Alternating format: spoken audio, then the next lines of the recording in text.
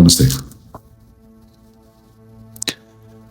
If you're someone who's been looking for answers, maybe after pain, loss, longing, please stick with me.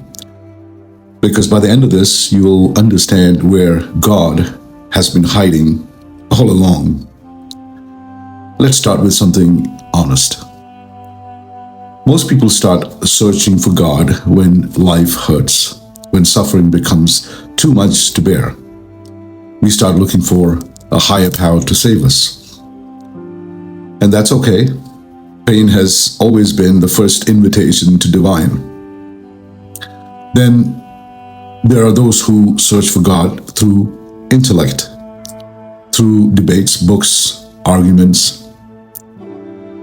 But if you look deeper, you'll see that even that is often a form of pride. The ego wants to be the first to understand God instead of experience God. And some people use God like an ATM. If I pray, if I give, if I follow, maybe I'll get what I want. That's not devotion. That's transaction. And even science, in its own way, is searching for God through atoms and galaxies, trying to find the formula for consciousness itself. But whether you look through religion, intellect, or science, every seeker is chasing the same thing, their own self. There's an ancient story from the Upanishads, an ancient Vedic scripture. The story of two birds sitting on the same tree, huge tree. On the lower branch, there's a small sparrow. Restless, anxious, always hungry, it keeps pecking at the fruits of the tree. When it eats the sweet ones, it sings with joy. I'm happy. Life is good. When it bites a bitter one, it cries, I am crushed. Why me? It goes on and on like this, from sweetness to bitterness, from pleasure to pain, over and over and over again.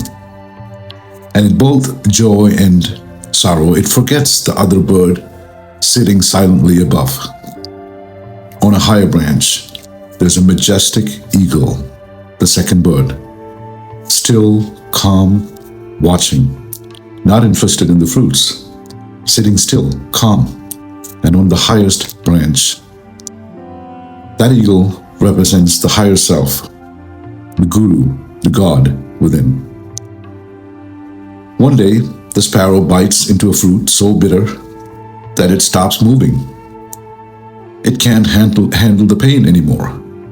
And for the first time, it looks up. There, it sees the eagle, peaceful, radiant, unbothered by chaos below. And the sparrow thinks, I want to be like him. I want to be that eagle. So it climbs up a few branches. It feels peaceful for a moment. Then it sees a sweet fruit again and forgets everything. Starts pecking, starts eating. It rejoices, it falls back down. That's how we all live. Happy when life gives us sweet fruits, and crying when it turns bitter, forgetting the higher truth when things are good, remembering it only when life hurts. But one day, the longing becomes stronger than the distraction. The sparrow climbs up without stopping. He's not giving up. And when it finally reaches the eagle, it realizes something incredible. They were never two birds. They were one and the same. That's the story of us and God. That's the story of every soul. You think you're the sparrow, restless, chasing, suffering. But in truth, you're the mighty eagle, the eternal witness, the higher self. And this is where the role of the guru comes in. The guru comes into your life not to give you God, not to tell that he is God, but to remind you that you are God. You see, the guru is that divine mirror that shows you your own reflection when you have forgotten your light. The guru points you inward, not upward. And when you finally see what's inside, you realize God, guru, and self are one. Now, let's try this together. Take a deep breath.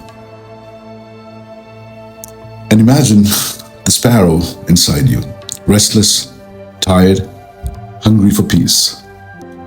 Now look up, see the eagle, calm, radiant, still. That's your higher self. Whisper silently to yourself, I am not the restless one. I am the still one, the witness, the eternal self. Stay there for a moment. Feel that truth inside you, not as a thought, but as a presence. That stillness, that peace, that's where God is. The search for God ends when you meet yourself. And the only requirement in this journey is humility, because only when you bow down can the divine rise within you. Be humble, be still, and remember, God, Guru, and Self are one.